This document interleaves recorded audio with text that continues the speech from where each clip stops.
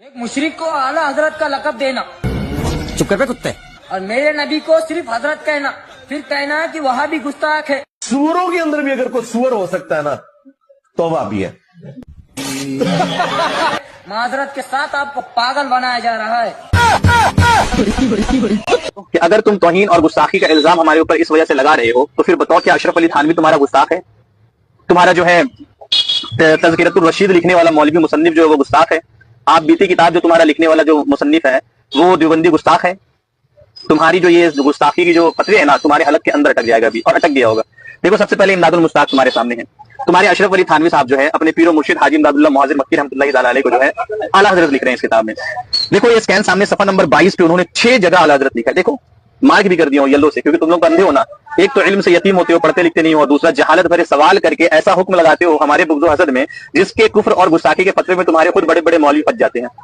اب دیکھو تھانوی کو تم نے کیسے رگڑ دیا، گستاخی رسول اپنی ہی وجہ سے آئے تھے تم جو ہے تھانوی کی کفر نانوتوی کی کفر کو اٹھانے کی کوشش کرنے میں یہ سوال ہمارے اوپر کر کے ہمیں گستاخی رسول بتانے کی کوشش کی ہے، لیکن تم نے خود تھانوی کو رگڑ دیا اس میں۔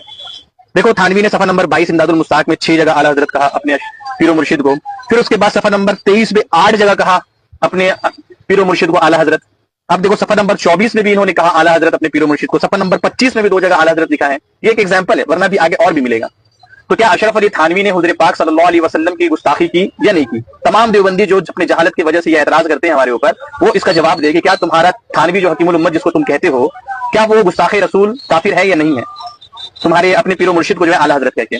اب اور دوسری کتاب تمہارے تذکرۃ الرشید کے صفحہ نمبر 44 اٹھاؤ، دیکھو اس میں بھی جو ہے حاجی امداد اللہ مہاجر مکی رحمۃ اللہ تعالی علیہ کو اعلیٰ حضرت لکھا گیا ہے۔ تو اب بتاؤ کیا تمہارا دیوبندی مولوی جن کا یہ عقیدہ ہے وہ نظریہ ہے کہ تمہارے پیر و مرشد اعلیٰ حضرت ہے اور حضور پاک صلی اللہ علیہ وسلم کو تم سے حضرت کہہ رہے ہو، تو کیا یہ اللہ کے رسول کی شان میں تم نے گستاخی کی یا نہیں کی، اور تمہارے فتوے سے تم کافر ہوئے یا نہیں ہوئے؟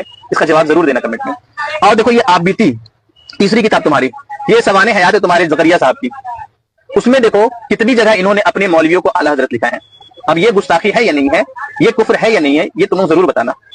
صفحہ نمبر 297 دیکھو اس میں جو ہے رائے پوری صاحب کو جو ہے 2 جگہ اعلیٰ حضرت لکھا ہے، اسکین سامنے ہے، مارکنگ بھی کیا ہوا ہے۔ صفحہ نمبر 298 میں 3 جگہ دیکھو انہوں نے اپنے رائے پوری صاحب کو اعلیٰ حضرت لکھا۔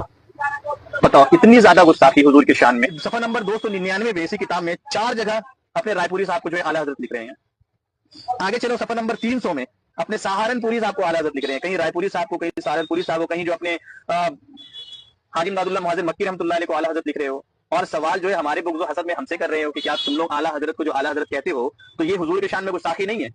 ارے گدھو، بیوقوفو، جاہلو، کیا بتاؤ کہ حضور کی شان میں اگر گستاخی ہے تم گدھوں کے نزدیک، تو پھر کیا تمہارا یہ جو اکابر ہیں یہ سارے تمہارے مولوی کافر ہیں؟